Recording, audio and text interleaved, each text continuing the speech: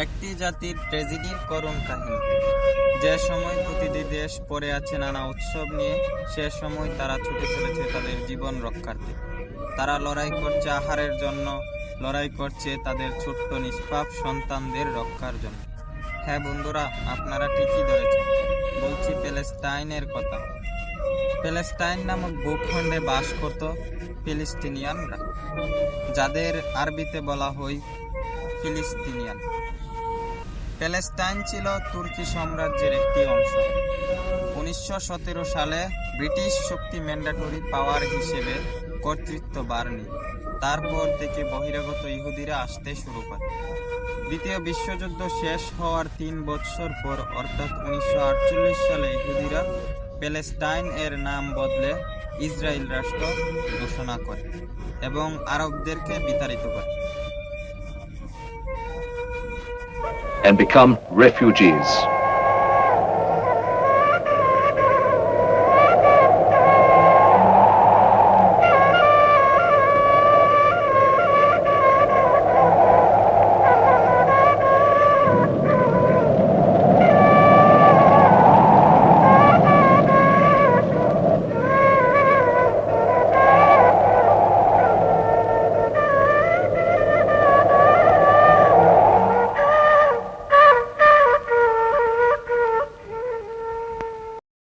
একটি পাখির বাসা আছে, সে শান্তিতে থাকতে পারে তার বাসায়। একটি খরগোশের গর্ত রয়েছে, ঘোড়া তার থাকার জন্য আস্তাবল রয়েছে, গরু তার জন্য রয়েছে গোয়াল ঘর। কিন্তু আমাদের তো কোনো দেশ নেই। আজ মধ্যপ্রাচ্যে নানা জায়গায় ছড়িয়ে থাকা ফিলিস্তিনিয়ান শিশুরা এভাবেই তাদের পড়ার বই খুলে পড়ে। আমরা নিজেরা একটি জাতি, আমাদের নিজস্ব বাসভূমি অর্জন করতে পেরেছি, কিন্তু প্যালেস্টিনিয়ানরা তাদের রাষ্ট্র, তাদের বাসভূমি রচনা করতে পারে। তাই তাদের সাথে আমাদের একটি আত্মিক সম্পর্ক রয়েছে।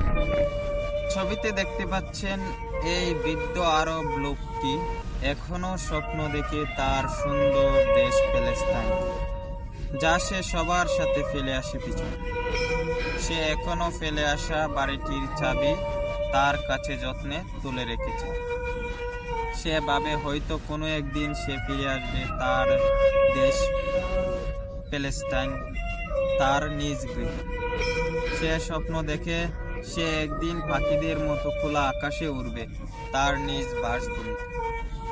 1948 সালে ইসরায়েল রাষ্ট্র প্রতিষ্ঠা হলে কয়েক লাখ ফিলিস্তিনি গৃহহারা।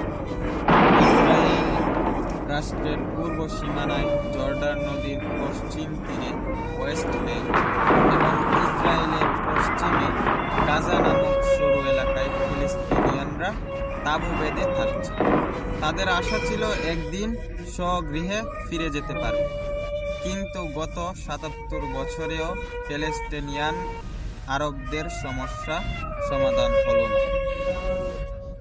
প্যালেস্টাইন আরবরা বিভিন্ন আরব দেশে চলে গেল, সেখানে বসবাস করতে লাগলো, যেমন Jordan, Lebanon, Syria, Iraq, Iran, সংযুক্ত আরব আমিরাত।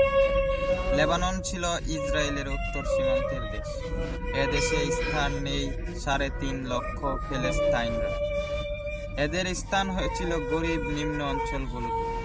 কিন্তু 1948 সাল থেকে কয়েকবার ইসরায়েলের সাথে যুদ্ধ হয়েছে। প্রতিবারই ইসরায়েলরা পার্শ্ববর্তী আরব দেশের নানা অংশ নিজেদের দখলে নিয়েছে। কয়েকবারই আরবরা জাতিসংঘের কাছে প্যালেস্টাইনদের নিজস্ব বাসভূমির জন্য স্থায়ী সমাধান চেয়েছে, কিন্তু কোনো আলোচনা, জাতিসংঘের কোনো প্রস্তাবনাই ইসরায়েল মানতে চায় না। জাতিসংঘের বৈঠকে ইসরায়েলের প্রতিনিধি এই সব প্রস্তাবকে একটা মূল্যহীন কাগজের মতো ছিঁড়ে ফেলে দেয়।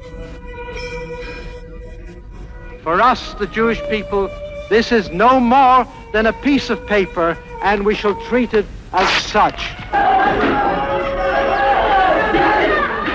The occupation continues.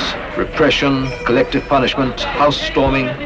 A total of more than 40,000 people until now have been detained illegally without trial or charge. More than 1,500 community leaders and intellectuals deported. More than 23,000 homes destroyed. Confiscation of land and property and the torture of prisoners continues unabated. যাযাবর ইসরায়েলিরা আস্তে আস্তে সংখ্যাবদ্ধ হতে লাগলো। 1964 সালে সেপ্টেম্বরে জন্ম নিল প্রতিরোধ আন্দোলন PLO, Palestine liberation organisation, Palestine মুক্তি সংস্থা। লেবাননে আশ্রয় নেওয়া প্যালেস্টিনিয়ানদের আক্রমণের জন্য ইসরায়েল লেবাননের সীমানা অতিক্রম করে আসলে তা প্যালেস্টিনিয়ানদের হটাতে পারেনি। প্যালেস্টিনিয়ানরা তাদের সন্তানদের পড়ালেখার পাশাপাশি যুদ্ধবিদ্যা কৌশল শেখাচ্ছে। এভাবে প্যালেস্টিনিয়ানরা নিজেদের অস্তিত্ব রক্ষার্থে নিজেদেরকে বিসর্জন দিচ্ছে, নিজেদের সন্তানকে ত্যাগ করছে। এভাবে তারা নির্যাতিত হতে হতে ৭৭টা বছর পার করেছে। 2023 সালে 7 অক্টোবর হামাস সংস্থাটি গাজাকে রক্ষার দায়িত্বে ইসরায়েলের অত্যাচার নির্যাতনের প্রতিবাদ জানায়। সেই থেকে যাযাবর ইসরায়েল আরো হিংস্র হয়ে ওঠে, অত্যাচার নির্যাতন দ্বিগুণ শুরু করে। এই গত 2 বছরে লাখ লাখ শিশুকে হত্যা করেছে, লাখ লাখ শিশুকে করেছে এতিম। প্রতিটি প্রাণের ত্যাগ দেখে মুসলিম বিশ্ব কোনো শব্দ নেই। প্রতিটি শিশুর প্রাণ গোটা মুসলিম বিশ্বকে জানিয়ে দেই, আমরা আবার ফিরে আসব ইমাম মাহদি হয়ে, আমরা ফিরে আসব আলী রাদিয়াল্লাহু তাআলা আনহু হয়ে, আমরা ফিরে আসব উমর রাদিয়াল্লাহু তাআলা আনহুর বেশে, আমরা ফিরে আসব খালিদ বিন ওয়ালিদের বেশে, আমরা ফিরে আসব তারেক বিন জিয়াদের বেশে, আমরা ফিরব এক একটা বীর সেনা হয়ে। এ মুসলিম বিশ্ব তাকিয়েই থাকবে, যতদিন আমাদের দেশে সূর্য উঠবে ততদিন আমরা লড়ে যাব। এদেশে মেঘ যতদিন আছে ততদিন, এদেশ যতদিন থাকবে ততদিন আমরা লড়ব এবং বীরের মতোই লড়ব। এভাবেই প্রতিটি প্রাণ আমাদের বলে দেই। আজ হয়তোবা মুসলিম হয়ে আমাদের মনে তাদের জন্য কোনো কষ্ট নেই, তাদের কষ্ট আমাদের চোখে পড়েও আমরা না দেখে থাকি। আসুন আমরা সকলে সকল ভেদাভেদ দূর করে এক হই এবং আমাদের ভাইদের পাশে দাঁড়াই। সামনে 26শে এপ্রিল ঢাকায় এক জনসমাবেশ হবে, আমরা সেখানে যোগ দেই এবং সকল বেধর্মীদেরকে বুঝিয়ে দেই এ মুসলিম বিশ্ব এখনো মরে নাই, এ মুসলিম বিশ্ব দমে থাকবে না। মুসলমান ধৈর্য ধরতে জানে, যখন ধৈর্যের বাঁধ অতিক্রম করে এ মুসলিম তলোয়ারি হাতে তুলে নিতে জানে।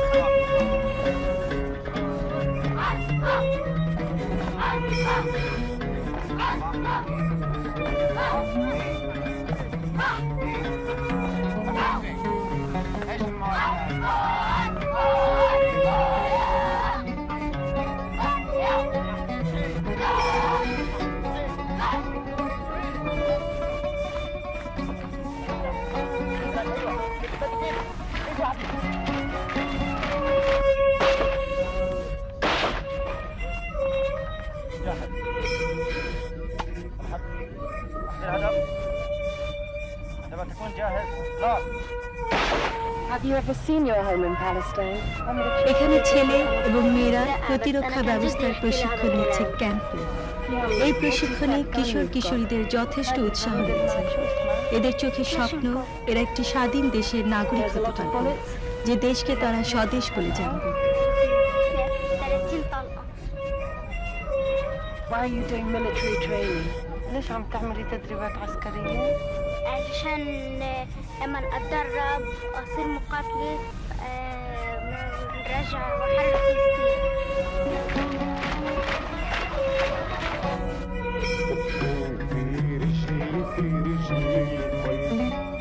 فلسطين.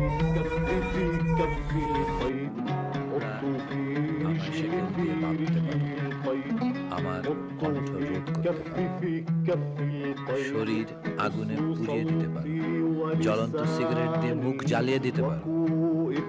এ দখলকারীরা কালো দড়ি আমার গলায় পরিয়ে আমায় ফাঁসি দিও, কিন্তু আমার দেশের জন্য,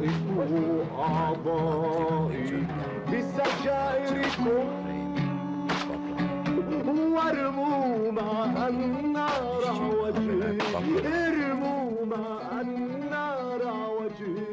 মাতৃভূমির জন্য আমার অমর আত্মা আবার পুনর্জীবন পাবে, আমার দেহ কবর থেকে আবার উঠে আসবে। যতদিন আমার দেশে ফুল ফুটবে, ওখানকার পর্বতগুলো আমায় ডাকবে। ওখানকার আকাশে যতদিন মেঘ থাকবে আর আমার জন্মভূমির মাটি আমায় ডাকবে, ততদিন আমি বেঁচে থাকব। যেমন করে বেঁচে থাকে প্রবহমান নদীগুলো, বন্য ঘাসের বৃন্তগুলো, আমি বেঁচে থাকব চিরকালের জন্যে, আমার পিতার জন্মভূমির জন্য শক্তি থেকে শক্তি সঞ্চয় করে। আমি বেঁচে থাকব সেই দিনটির জন্য, যেদিন আমি নিশ্চিত বিজয়ের সাথে সাক্ষাতের দিন ঠিক করেছি।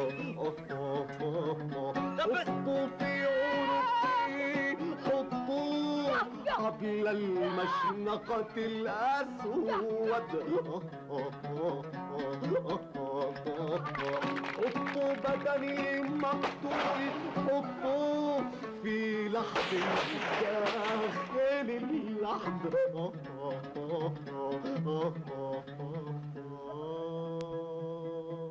فأنا من شدة حبي لبلادي لا أفنى وأموت، لكن أتجدد دوما، أتجدد لكن أتجدد دوما، أتجدد.